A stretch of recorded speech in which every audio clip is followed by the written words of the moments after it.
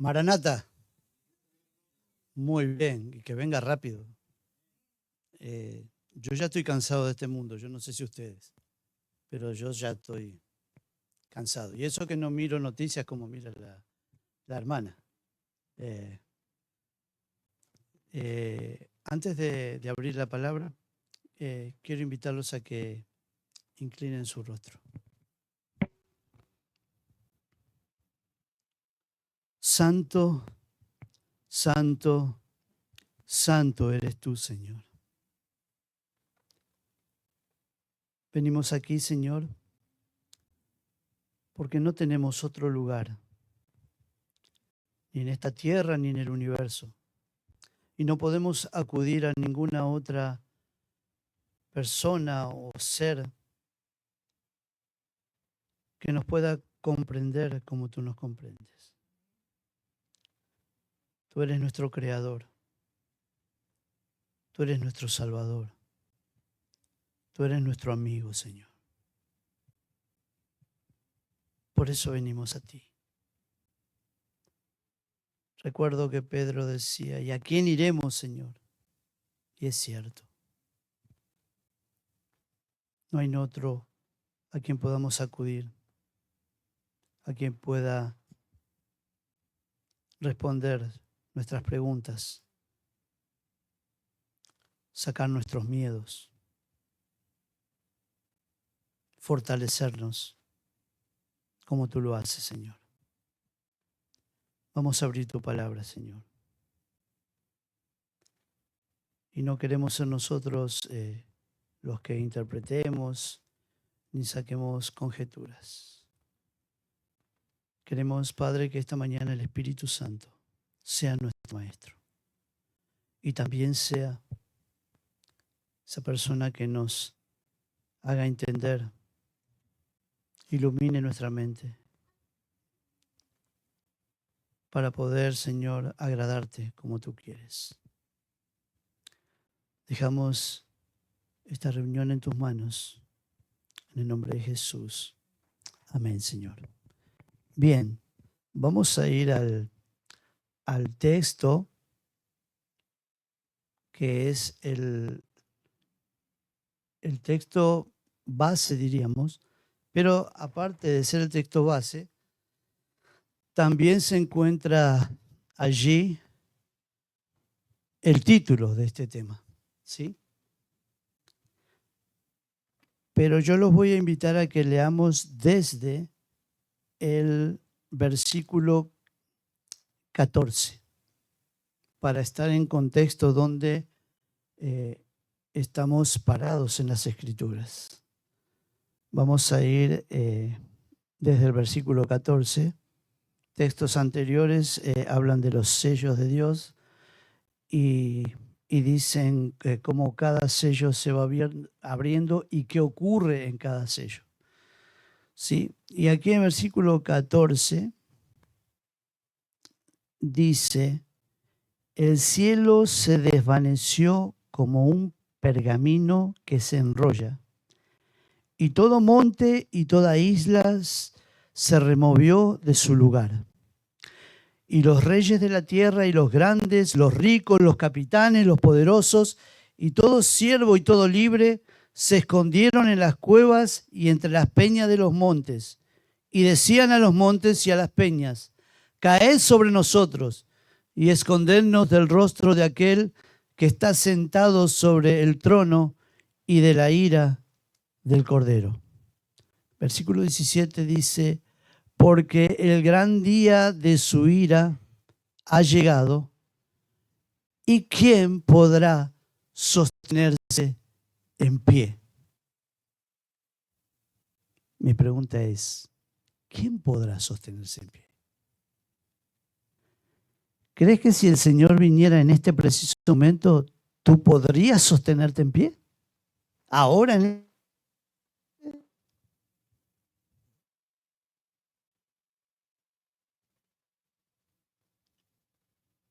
voy a leer algo que escribió Ellen White, que tiene que ver con el zarandeo, no tiene tanto que ver con esta parte del sellamiento. antes del sellamiento viene el zarandeo. Fíjense lo que dice aquí, página 176 de Evento de los Últimos Días, capítulo 12, dice: es una solemne declaración la que hago a la iglesia, que ni uno de cada 20 de aquellos cuyos nombres están registrados en los libros de la iglesia se hayan preparado para terminar su historia terrenal, y que estarían tan ciertamente sin Dios y sin esperanza en el mundo como el pecador común. No quiero que contemos cuántos somos aquí, pero de 20 ni uno.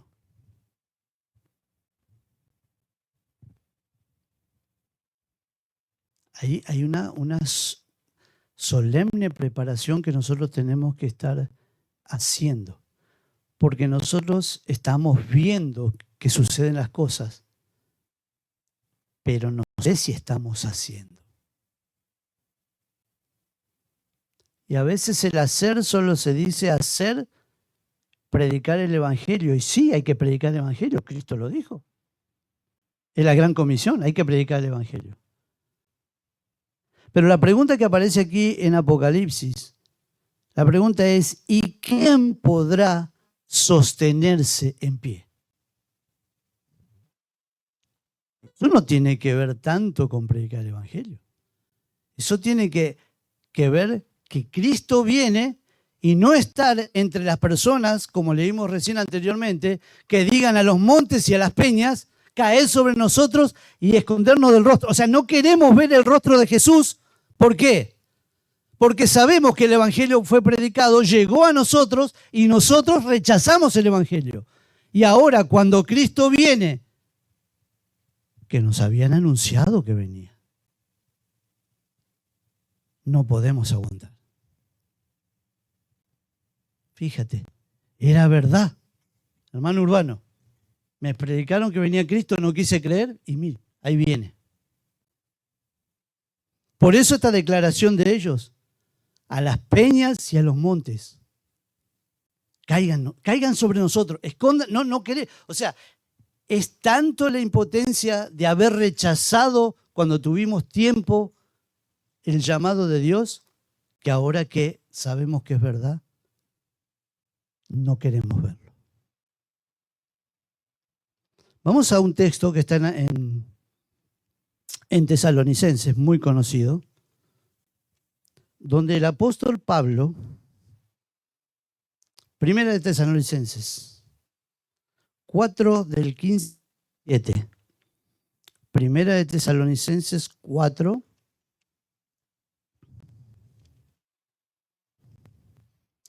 del 15 al 17.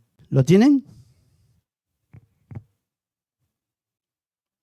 El apóstol Pablo hablándole, o escribiéndole más bien, mandándole una carta a los tesalonicenses. Y vamos a ir, yo dije del 15 al 17, vamos a leer desde el 13, para tener todo el contexto. Dice: tampoco queremos, hermanos, que ignoréis acerca de los que duermen, para que no os entristezcáis como los otros que no tienen esperanza. Porque si creemos que Jesús murió y resucitó, así también traerá Dios con Jesús a los que duermen en él. Por lo cual os decimos esto en palabra del Señor, que nosotros que vivimos, que habremos quedado hasta la venida del Señor, no precederemos a los que duermen. Porque el Señor mismo, con voz de mando, con voz de arcángel, con trompeta de Dios, descenderá del cielo, y los muertos en Cristo resucitarán primero. Luego nosotros, los que vivimos, los que hayamos quedado, seremos arrebatados juntamente con ellos en las nubes para recibir al Señor en el aire. Y así estaremos siempre con el Señor. Por tanto, alentaos los unos a los otros con estas palabras. Esta mañana puedes olvidarte tal vez de todo lo que yo diga aquí. Pero si hay algo que tiene que estar firme en tu corazón, es estar alentado. Cuando cruces esa puerta y de vuelta salgas para el mundo afuera, tú tienes que llevar la esperanza intacta. Si viniste sin esperanza, irte con esperanza. El apóstol dice que nos alentemos unos a otros con esta esperanza. ¿Cuál es nuestra esperanza? Cristo viene pronto. Ahora, hay dos grupos que están esperando a Cristo. Leímos en Apocalipsis que un grupo que hizo, que venía y le pidieron a las piedras y a los montes, ya lo vimos venir, caigan sobre nosotros, no queremos verlo. Así que va a haber dos grupos cuando Cristo venga. El apóstol dice, los muertos en Cristo resucitarán primero. Y luego los que estén vivos. Dos grupos. Los que se levantan, que oyen la voz del Padre que dice, con voz de trompeta, que se levanten de los sepulcros. Un grupo. Y el otro grupo, los que no, podríamos decir, gustaron la muerte, los que no pasaron por la muerte. Dos grupos. Mi pregunta es para que reflexiones. ¿En qué grupo quieres estar tú? En la escuela sabática hablamos que había dos grupos. Y siempre nosotros tenemos que elegir en qué grupo queremos estar. A veces se nos hace más fácil estar en el grupo ganador, por ejemplo, cuando estamos ahora todos juntos aquí en la iglesia reunidos. Pero a veces cuando estamos enfrentando las cosas del mundo y estamos entre gente del mundo, no se hace tan fácil. Pero hoy en la lección vimos posible que nosotros estemos firmes aún caminando por ahí afuera en el mundo. Los 3 hebreos, más Daniel, nos dieron el ejemplo de que tanto en la comida como en la adoración, nosotros podemos hacer la diferencia. No tenemos que estar con la mayoría. De hecho, en la Biblia, sobre todo en el Apocalipsis, la mayoría no tiene la razón. Es un pequeño remanente de todas las naciones los que van a estar firmes. Dice aquí, permanecer en pie, o sea, no caerse y estar firmes, ¿sí? Eso es mantenerse en pie. O sea, si yo estoy en pie, no me caí, estoy firme. Ahora, hay varios textos que quiero compartir con ustedes para que vayamos. Marcos 3, 23 al 26. Marcos 3. Trajeron sus Biblias, ¿no? Vamos los que han estudiado en la semana y la han desempolvado no necesita desempolvarse, pero bueno, los que hay que desempolvarla, sacudamos la Biblia. Marcos 3, versículo del 23 al 26. ¿Lo tienen? Fíjense, dice, y habiéndolo llamado, les decía en parábolas, ¿cómo puede Satanás echar fuera a Satanás? Si un reino está dividido contra sí mismo, tal reino no puede permanecer. Está la misma palabra que aparece en Apocalipsis. Un reino dividido no puede permanecer. Y si una casa está dividida contra sí misma, tal casa no puede permanecer. La misma palabra que aparece en Apocalipsis. Si una casa está dividida, no puede permanecer. ¿La iglesia está unida o está dividida? No me contesten. Si está unida, va a permanecer. Si está dividida, no va a permanecer. Vamos a otro versículo, Juan 8:44.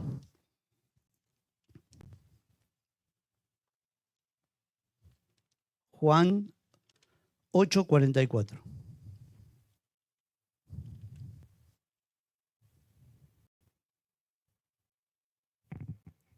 Dice así: vosotros sois de vuestro padre el diablo, y los deseos de vuestro padre queréis hacer. Él ha sido homicida desde el principio y no ha permanecido en la verdad, porque no hay verdad en él. Cuando habla de mentira, de lo suyo habla, porque es mentiroso y padre de mentira. De vuelta, vuelve a nombrar ¿a quién? Al enemigo, que él no permaneció en la verdad.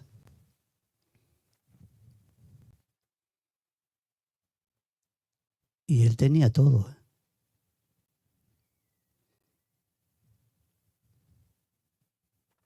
Pero hay hermanos nuestros que no permanecen en la verdad. ¿Cuál es el motivo? Cada uno lo sabrá.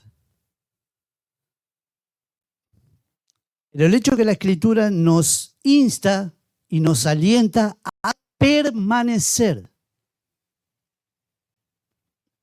aquí en la verdad, porque él no permaneció en la verdad y al no permanecer en la verdad automáticamente se hizo enemigo de Dios. Y me imagino que ninguno de ustedes quiere ser enemigo de Dios por apartarse de la verdad. Nosotros necesitamos permanecer en la verdad. Vamos a otro texto. Este es conocidísimo. Efesios 6, 11 al 13. En Efesios, en este capítulo, habla de la armadura, bien conocido, ¿no? La armadura del Espíritu. Y aquí nosotros vamos a empezar a darnos cuenta de qué es eso de permanecer en la verdad o permanecer de pie cuando Cristo venga. ¿Cómo? Ahora vamos a empezar a ver versículos que nos vayan a ayudar a nosotros a que, a ver, o sea, tengo que permanecer en pie, pero ¿y cómo le hago? ¿Será que la Biblia me puede ayudar a que yo en ese momento yo pueda permanecer en pie? Sí, ayudarte. Es más, si no nos ayuda la Biblia, es nuestra lámpara en este mundo oscuro. Dice Efesios 6. Vamos a ir desde el 10. Sí, vamos a ir desde el 10. Efesios 6, del 10 en adelante, dice: por lo demás, hermanos míos, fortaleceos en el Señor y en el poder de su fuerza. Vestíos de toda la armadura de Dios para que podáis estar firmes contra las acechanzas del diablo. Estar firmes o estar de pie o permanecer. ¿Sí? Para estar firmes contra las acechanzas del diablo. Porque no tenemos lucha contra sangre y carne, sino contra principados, contra potestades, contra los gobernantes de las tinieblas de este siglo, contra huestes espirituales de maldad en las regiones celestes. Por tanto, otra vez Pablo alentándonos, por tanto, tomad toda la armadura de Dios. ¿Cuánto tengo que tomar de armadura de Dios? Pero el casco no me lo quiero poner. Que en medio no me queda muy bien el casco. Toda. No te puede faltar nada de la armadura. Si tú quieres mantenerte firme y estar en pie cuando Cristo venga, tú tienes que usar toda la armadura de Dios. Pablo lo recalca. Toda la armadura de Dios. Por tanto, tomad toda la armadura de Dios para que podáis resistir en el día malo y habiendo acabado todo, estar firmes. Habiendo acabado todo, permanecer de pie. No por mis fuerzas, con toda la armadura de Dios. ¿Esa armadura tiene algo mío? Ahí Pablo dice que tiene algo mío, ¿tiene esa armadura? ¿De quién es la armadura? Si hay algo que no me gusta de la armadura, ¿qué va a pasar conmigo?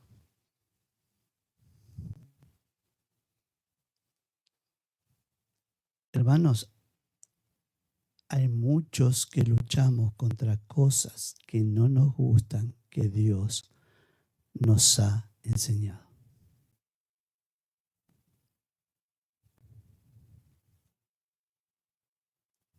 O tal vez me pasa solo a mí. Pero hay muchos que cosas que Dios nos ha enseñado no nos gustan. Pero aquí el apóstol me está alentando a que no use lo que me gusta a mí y lo que no me gusta no lo use. Si yo quiero permanecer firme, si yo quiero estar firme, si yo quiero estar de pie, necesito usar toda la armadura de Dios. Si hay algo que no te gusta de la armadura de Dios, hermano, arrodíllate. Pídele al Señor que transforme ese pensamiento. Solo el Espíritu Santo puede hacer que lo que no nos gustaba de Dios, hoy lo amemos. Dios nos transforma. ¿O ustedes piensan que a mí me gustaba leer la Biblia en un tiempo? ¿O ustedes piensan de que a mí me gustaba la música que se tocaba en la iglesia? Pero el Señor hizo una obra en mí que solo el Espíritu Santo puede hacer, pero yo necesito darle permiso al Espíritu Santo para que pueda entrar en mi corazón y que haga la obra. Él no te va a forzar, porque si hay algo que tiene Dios, Dios es un caballero. ¿Recuerdan en Apocalipsis 3? Dice, yo estoy a la puerta y... Si sabe que si Él entra en mi corazón, Él puede cambiarlo, ¿por qué no patea la puerta y entra? ¿El enemigo hace así o no? ¿El enemigo te pide permiso? No. ¿El enemigo qué hace? Caes en drogas y cuando te das cuenta, tú no querías eso. ¿Y por qué estoy en drogas? ¿Por qué estoy en la bebida? ¿Por qué estoy en tantas cosas malas? Si yo sé que es malo y no quiero. El enemigo patea la puerta de tu corazón y se mete. Pero el Señor, ¿sabes lo que necesita el Señor? Dale permiso. Ábrele. ¿Por qué? Porque cuando tú le abres, tú le estás dando el control de tu corazón. El Señor es un caballero. O el otro. Hay un pasaje que, como no lo tenía para este tema, no me lo recuerdo, pero dice que Él es un carcelero. Fiero. Él te encarcela y no quiere y no va a soltarte. Cuando nosotros alcanzamos liberación de las garras del enemigo, fue porque Cristo nos liberó. Porque si fuera por Él, seguiríamos prisioneros. Vamos a otro texto. Lucas 21:36.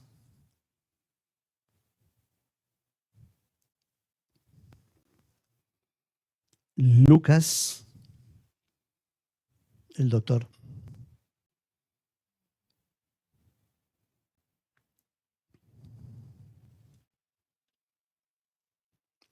Lucas 21.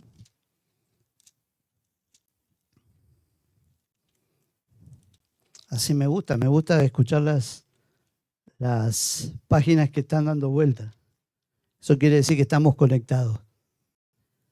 Lucas 21:36 dice: velad pues en todo tiempo orando, que seáis tenidos por dignos de escapar de todas estas cosas que vendrán y de estar en pie delante del Hijo del Hombre. ¿De estar cómo?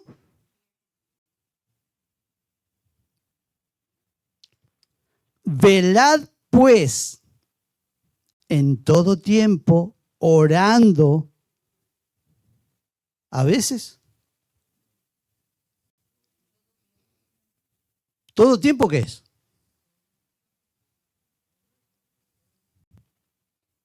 Hermanos, a veces los problemas nos agobian tanto que no podemos dormir. Cuando no podemos dormir, no podemos dormir. Es el tiempo justo que Dios nos está dando para orar, para fortalecernos en ese problema que nos está agobiando.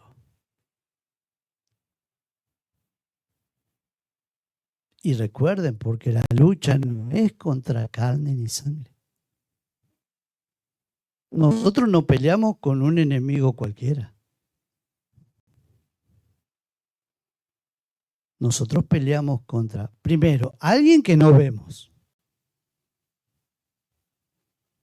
Y alguien que tiene tanta experiencia en hacer pecar a las personas, que nosotros sin Cristo estamos liquidados. La única forma de vencer al enemigo es con el Señor Jesús. Lo echó del cielo, vino aquí a la tierra y en la cruz del Calvario lo venció y venció la muerte porque resucitó. Necesitamos estar del lado del equipo ganador. Y el equipo ganador es el equipo donde está Cristo. Yo sería una locura si invitan a jugar un partido y el mejor jugador está en el otro equipo y yo juego para...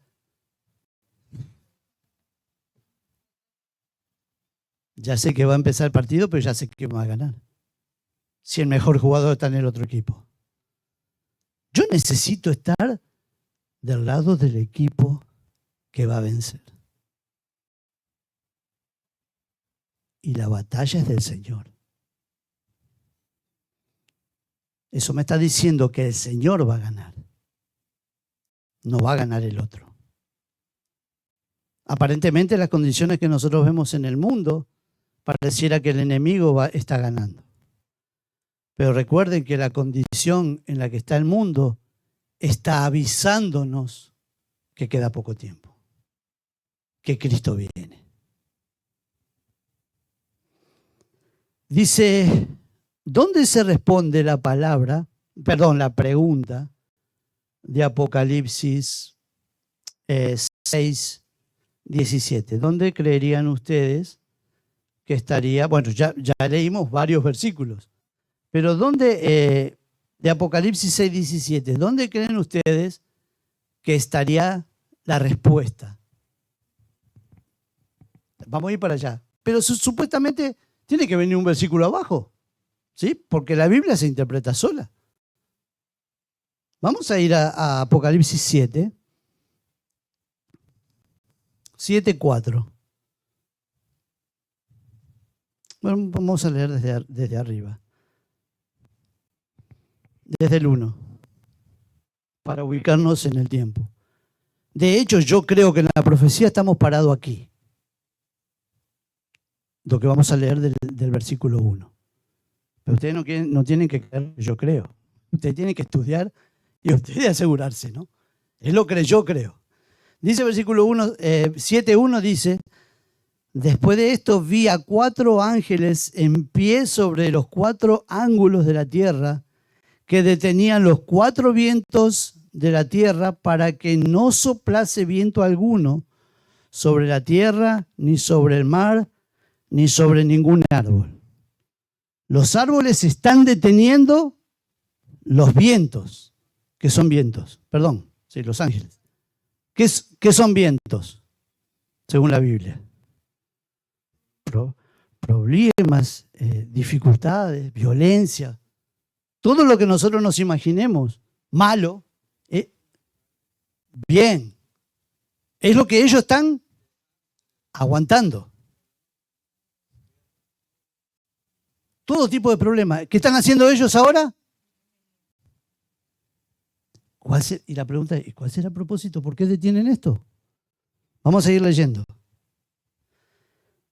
Versículo 2. Vi también a otro ángel que subía donde sale el sol y tenía el sello del Dios vivo y clamó a gran voz a los 4 ángeles a quienes se les había dado el poder de hacer daño a la tierra y al mar, diciendo: no hagáis daño a la tierra hasta que hayamos sellado en sus frentes a los siervos de nuestro Dios. ¿Por qué el ángel le dice: aguanten, no lo suelten? Hermanos, si lo soltaran ahora, no estamos sellados. ¿Saben lo que pasaría con nosotros sin el sello de Dios? Desapareceríamos como cualquier habitante de la tierra que no ha seguido y no se ha puesto del lado de Dios. El sello tiene 2 características. Al tener el sello de Dios, protección. Cuando tú tengas el sello de Dios, tú estás protegido. Todos los desastres que pasen en el mundo, toda la violencia, todo lo malo que pase en el mundo, al Hijo de Dios que ha sido sellado, tiene protección. Segundo, el sello de Dios es el carácter de Dios y de su Hijo. ¿Qué palabra dije? Pregunto y no me respondan. ¿Tenemos el carácter de Dios ahora? No me respondan, por favor. Que yo bastante problema tengo con esa pregunta. ¿Qué pasaría con nosotros si los vientos fuesen soltados ahora? Y no tengo el sello de Dios, que tiene que ver con protección y el carácter de Dios. ¿Qué pasaría conmigo?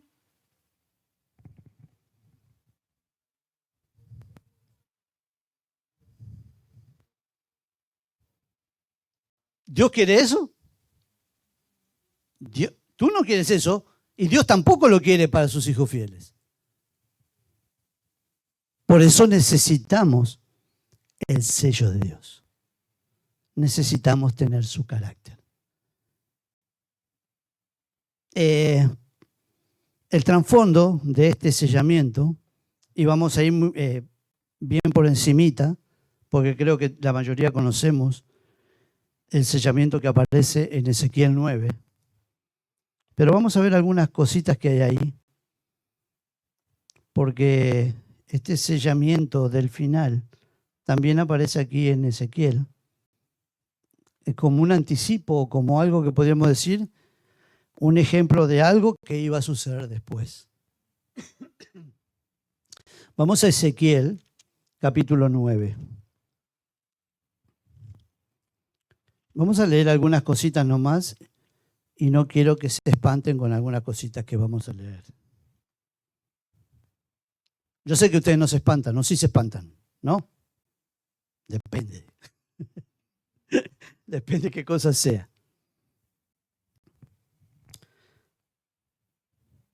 Ezequiel 9, pero vamos a ir, en el 8 hay algunos versículos. Vamos a ir al que está al lado, el capítulo 8. Versículo 4 dice: he aquí, allí estaba la gloria de Dios de Israel, como la visión que yo había visto en el campo. Y me dijo, Recibe una visión Ezequiel y en la visión le dice: Hijo de hombre, alza ahora tus ojos hacia el lado del norte. Y alcé mis ojos hacia el lado del norte, y he aquí al norte, junto a la puerta del altar, aquella imagen del cielo en la entrada. Y me dijo entonces: Hijo de hombre, ¿no ves lo que estos hacen? Las grandes abominaciones que la casa de Israel hace aquí para alejarme de mi santuario. Pero vuélvete aún y verás abominaciones mayores. ¿Qué le está diciendo Dios o le está mostrando Dios a Ezequiel? Abominaciones.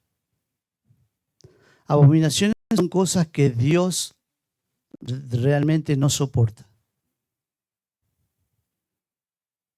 Por ejemplo, una abominación, la idolatría. Espiritismo. Abominaciones que el pueblo estaba haciendo. Ahora, no nos olvidemos, esto es un texto donde hay un sellamiento. Y venimos nosotros de leer un texto donde hay un sellamiento. Para que nosotros veamos y tengamos cuidado, porque la palabra de Dios nos advierte que hay cosas que Dios abomina. Hay cosas que a Dios no las soporta y no pueden vivir en nuestra vida. Si queremos tener el sello de Dios. Ahora, si tú no quieres el sello de Dios para que te proteja, dice aquí, me dijo, versículo 13, me dijo después: vuélvete aún y verás abominaciones mayores que esto.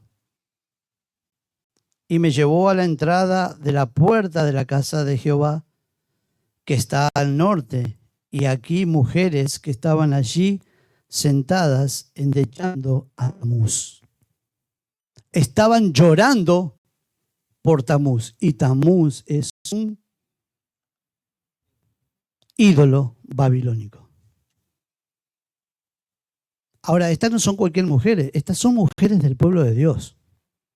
Entendamos eso, que todo esto, estas abominaciones, están ocurriendo dentro del pueblo de Dios, no fuera, porque fuera del pueblo de Dios sería común que uno haga abominaciones. ¿Por qué?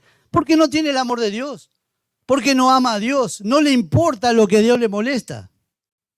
Pero a los hijos de Dios sí debe importarle lo que a Dios sí le molesta. A mí me tiene que importar lo que a Dios no le agrada. Necesito vivir una vida que agrade a Dios. No puedo vivir una vida cualquiera y contarme del pueblo de Dios y que Dios me cuente, como está contando aquí, al pueblo de Dios haciendo abominaciones. Y ojo, ¿sabes dónde estaban? Dentro del templo. Puede escucharse como fuerte que uno haga una abominación por allá afuera. No sé, para mí una abominación es abominación. Pero lo que le da más peso o más condenación es hacerla ¿dónde? Dentro del templo. Versículo 15. Luego me dijo: ¿no ves, hijo de hombre? Vuélvete aún, verás abominaciones mayores que esta. Y me llevó al atrio de adentro de la casa de Jehová. Y aquí, junto a la entrada del templo de Jehová, entre la entrada y el altar, como 25 varones, sus espaldas vueltas al templo de Jehová y sus rostros hacia el oriente, y adoraban al sol, postrándose hacia el oriente.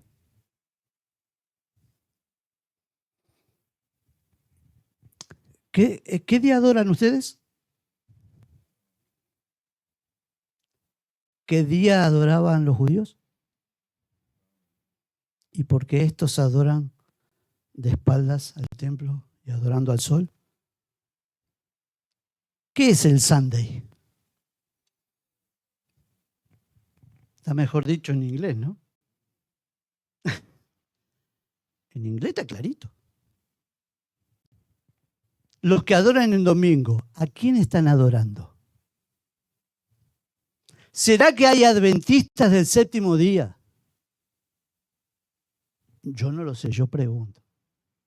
¿Será que hay adventistas del séptimo día que saben que hay que adorar en sábado porque es el día que Dios apartó y santificó para la adoración a Dios, que están adorando en domingo?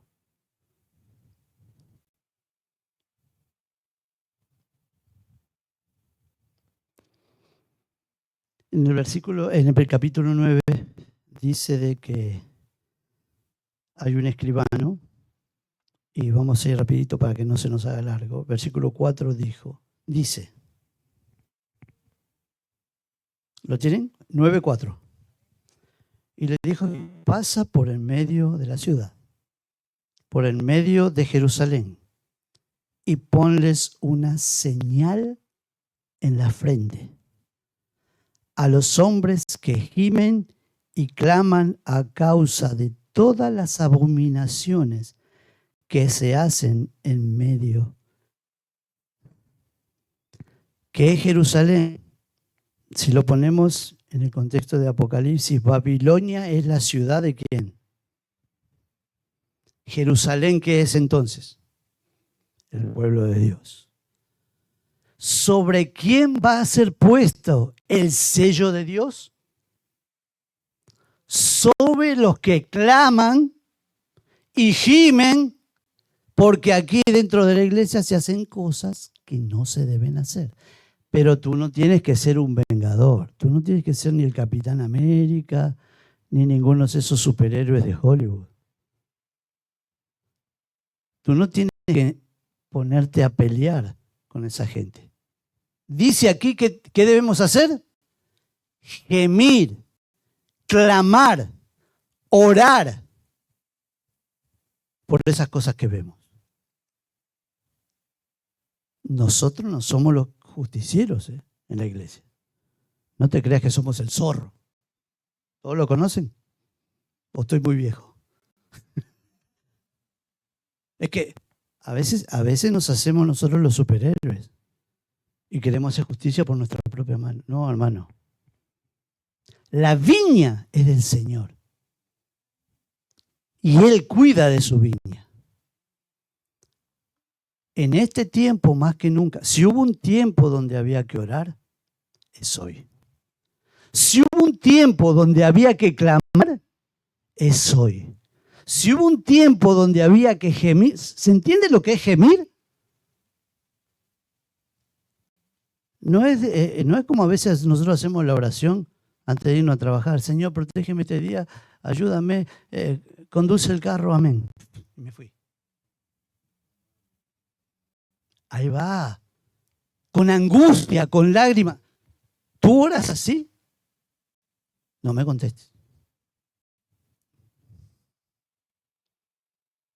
No es lo mismo, o sea, es bueno orar en todo tiempo, ¿sí? Pero orar gimiendo, orar desesperado porque esta situación cambie, porque no me gusta, mi iglesia está mal, hay cosas que no se deben hacer. Señor, por favor, cambia esto. Él lo puede cambiar, no yo. ¿Quién cambia los corazones? ¿Yo tengo algo que ver con eso? Hermanos, vamos a ser claros, no me puedo cambiar ni yo. Yo tengo cosas malas, lo admito. Yo no las puedo cambiar. Imagínense, ¿yo me voy a poner a cambiar a otro? Es imposible. Ahora, viene la solución, porque el Señor no solo... Sería sencillo para el Señor mostrarte el problema y arréglate. Acá te muestro el problema y arréglate. No. El Señor te muestra el problema, pero también te da la solución. No solo es a veces decir, hey hermano, estás mal en esto. Pues ayúdame. O solo estás para señalarme lo malo que hago y no estás para ayudarme. ¿Por qué nos puso Dios aquí? Y fíjense, lo dijimos en la lección, el trigo y la cizaña van juntos.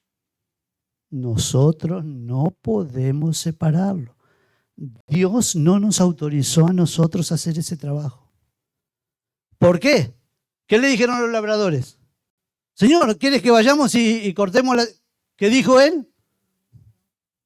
¿Por qué? Al arrancar la cizaña, ¿qué puedo arrancar también?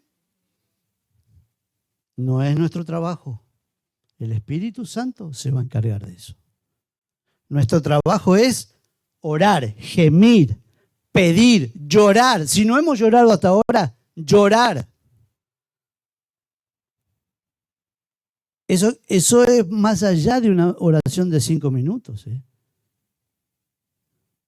Cuando tú le presentas al Señor un problema y te pones a gemir, a pedirle al Señor, yo no puedo cambiar esto, Señor, cámbialo tú. No sé cómo le vas a hacer. Tú eres Dios, yo no puedo. Eso tarda más de 5 minutos. Eso tarda más de una oración de 5 minutos. La actitud de gemir, de pedir, de llorar. Cuando el Señor ve eso. Cuando el Señor ve esa actitud en nosotros, el Señor contesta. Porque al Señor no le gusta que su pueblo sufra. Dice que somos la niña de sus ojos, ¿no? Vamos a ir a la solución. La solución parece fácil, ¿no? Me voy a saltar lo del carácter, solo voy a ir a Apocalipsis 14, 4 y 5. Apocalipsis 14, 4 y 5 para darle como entrada a esta última parte del estudio de hoy.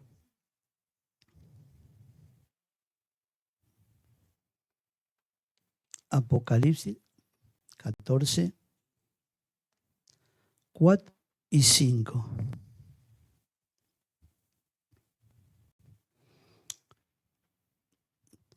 Dice, está hablando de los 144.000.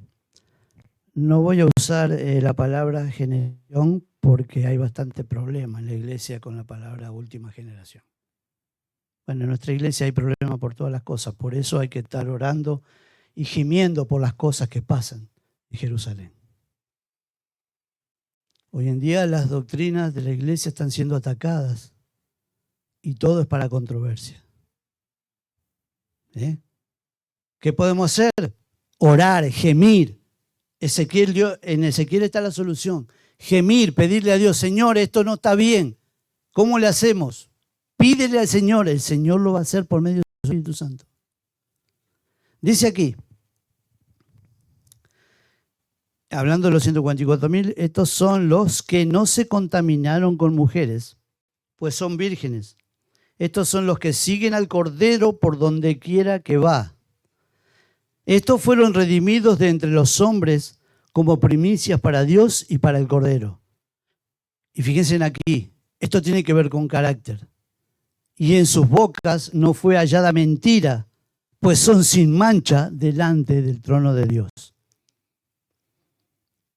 La generación final o ese grupo especial que Dios va a tener al final. Recuerden, leímos que venía Cristo, la voz de trompeta hizo que los muertos en Cristo resucitaran, pero había un grupo que no había muerto.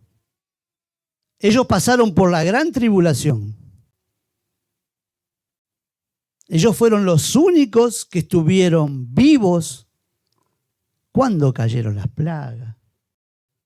Cuando la bestia hizo lo que quiso y persiguió y quiso matar a los hijos de Dios.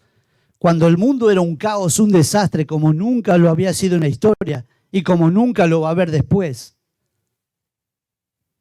Los 144.000, ese grupo, fue el que se mantuvo firme y estuvo de pie cuando vino Jesús.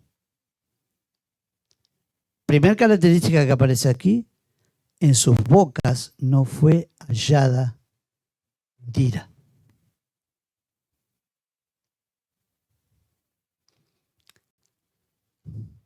A mí se me ocurrió una pregunta.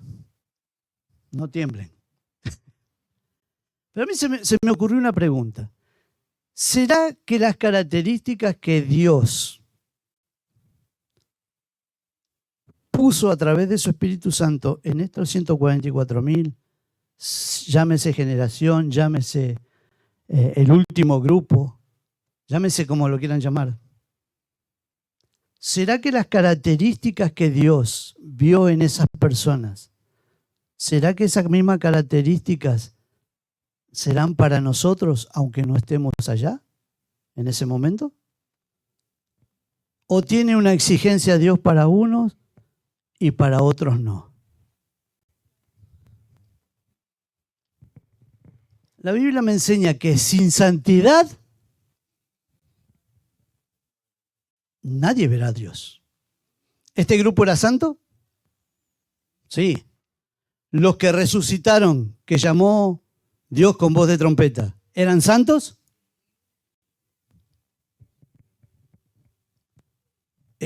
Es un problema de carácter. Vamos a este versículo que vendría a ser, no sé si similar, pero habla de lo mismo. Sofonías 3:13.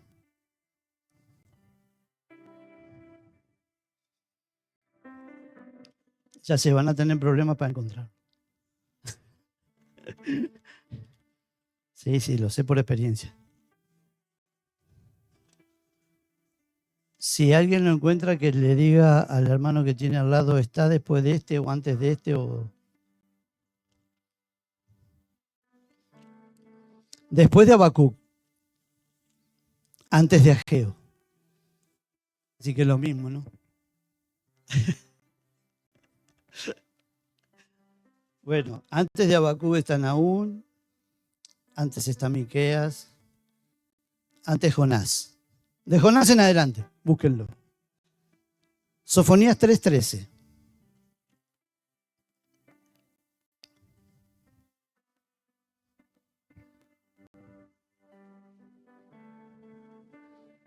Aquí se empiezan a nombrar, como lo leímos en el versículo anterior, las características del carácter que tienen que ver los que quieran ver a Jesús.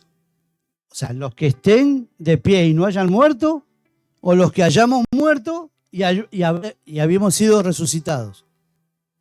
Hay una característica, hay un carácter diferente que tenemos que tener.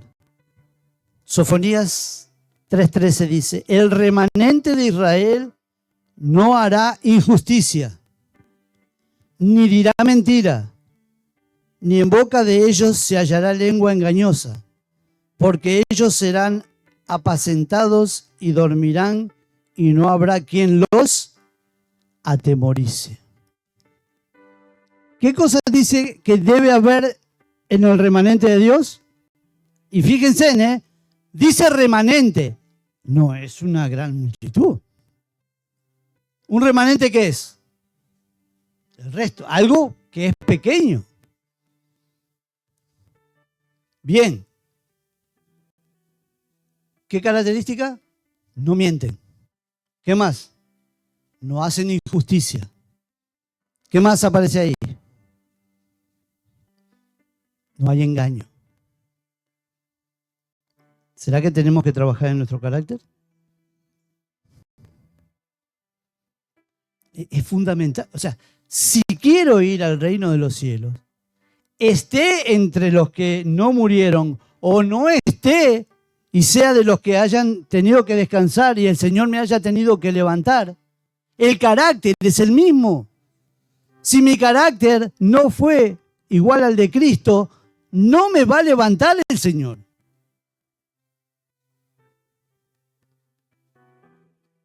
Ahora, el Señor quiere levantarme.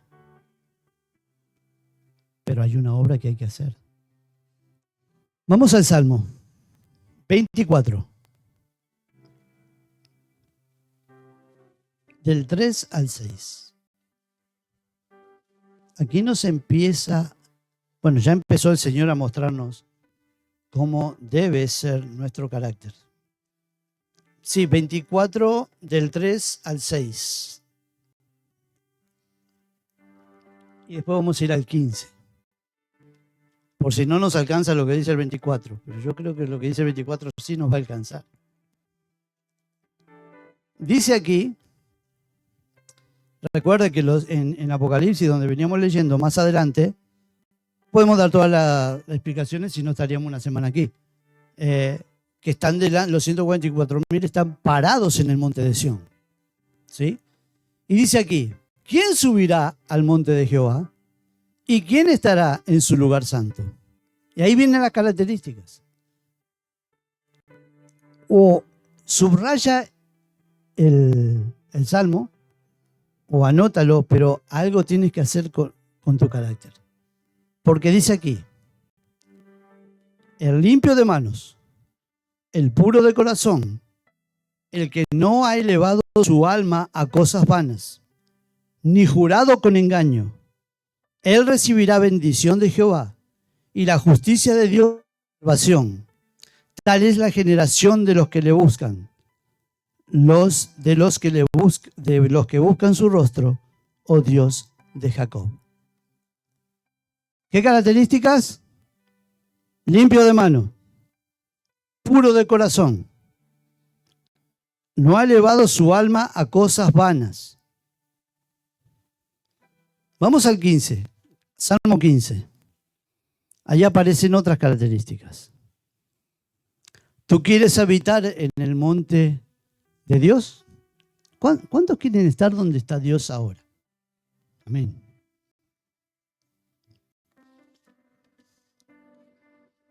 La Biblia tiene la receta. Es que no hay que ir a consultar ni hacer cosas raras. Yo no sé por qué la gente se complica tanto. La misma Biblia se explica sola. Salmo 15, ¿lo tienen? Es la misma pregunta. Jehová, ¿quién habitará en tu tabernáculo? ¿Quién morará en tu monte santo? El que anda en integridad y hace justicia y habla verdad en su corazón. El que no calumnia con su lengua. Chisme, ¿no? Estoy equivocado. El que no calumnia con su lengua, ni hace mal a su prójimo, ni admite reproche alguno contra su vecino. Aquel cuyos ojos el vil es menospreciado, pero honra a los que temen a Jehová, y que aún jurando en daño suyo, no por eso cambia. Quien su dinero no dio a usura, ni contra el inocente admitió cohecho. El que hace estas cosas no resbalará jamás.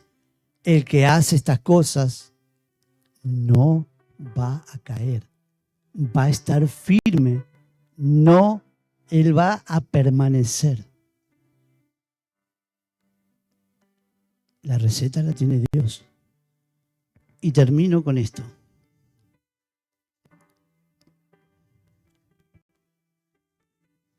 Esto está aquí en Evento de los Últimos Días, en el capítulo que habla del sello de Dios.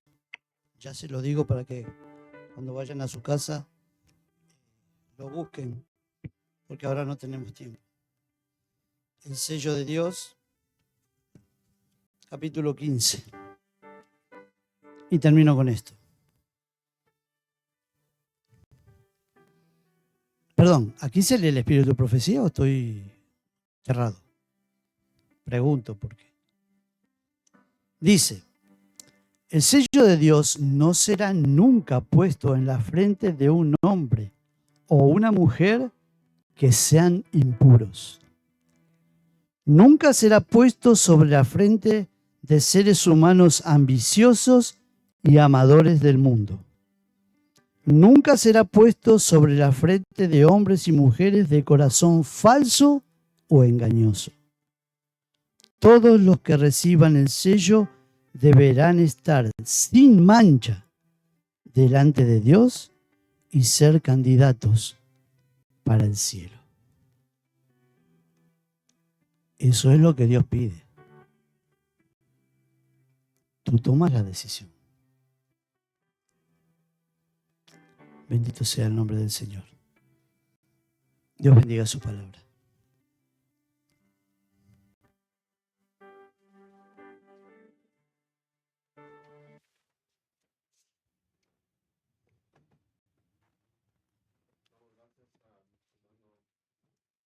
Michelle, un buen tema, poderoso. Nos vamos a poner de pie y vamos a entonar nuestro último canto.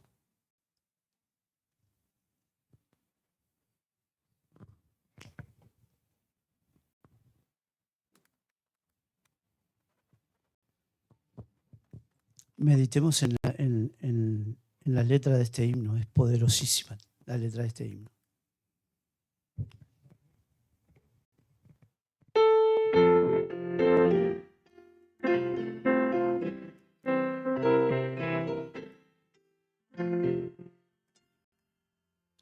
Jesús, yo prometido servirte con amor.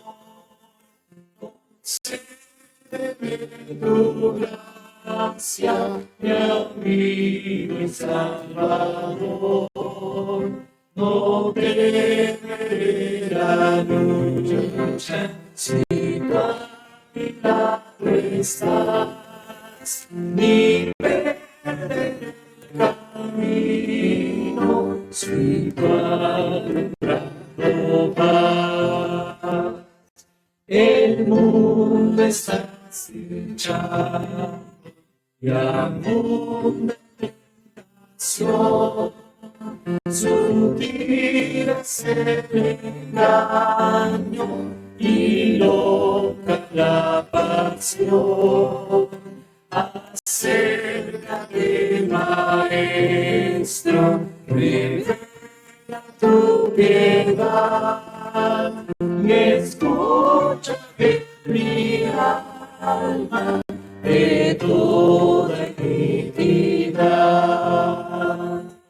Si ves mi mente errando en esos altos, concédeme que escuche, Señor, tu clara voz. Aliéntame en la lucha, Espíritu sostén, confórtame si temo, impúlsame en bien. Jesús, tú has prometido a todo aquel que va siguiendo tus pisadas, y al cielo llegará. Sostén en el camino y al fin tu dulce amor. Trasládame a tu gloria, mi amigo y Salvador. Amén. Sosténme en el camino y al fin, con dulce amor, trasládame a tu gloria, mi amigo y Salvador. Oremos. Eterno Padre que estás en el cielo, santificado sea tu nombre, Señor. Queremos darte gracias por tu palabra. Una vez más hemos abierto tu palabra y ha sido una luz para nosotros. Gracias, porque nos diste la receta de primera mano del carácter que nosotros tenemos que tener y las cosas que debemos hacer y no hacer para estar contigo en la eternidad.